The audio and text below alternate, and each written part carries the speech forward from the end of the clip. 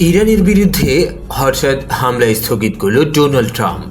মধ্যপ্রাচ্যে উত্তেজনার মধ্যেই বড় ধরনের ঘোষণা দিয়েছেন মার্কিন প্রেসিডেন্ট ডোনাল্ড ট্রাম্প। তিনি দাবি করছেন ইরানের সঙ্গে চলমান আলোচনা এখন দেশটির সর্বোচ্চ নেতৃত্বের পর্যায়ে পৌঁছেছে এবং প্রয়োজনীয় অনুমোদনও পেয়েছে। ট্রাম্পের ভাষ্য অনুযায়ী এই অগ্রগতির ফলে যুক্তরাষ্ট্রের পক্ষ থেকে আজ ইরানের বিরুদ্ধে নির্ধারিত সামরিক হামলা ও বোমা বর্ষণের পরিকল্পনা স্থগিত করা হয়েছে।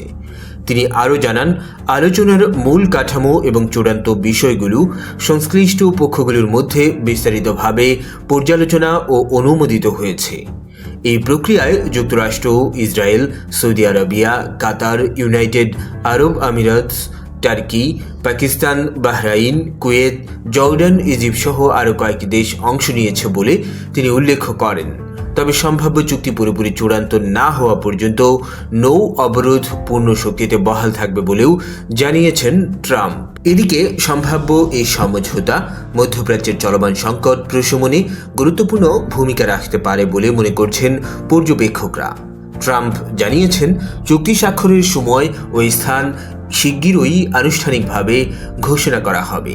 তবে ইরানের পক্ষ থেকে ট্রাম্পের এই দাবিকে নাকচ করে দেয়া হয়েছে।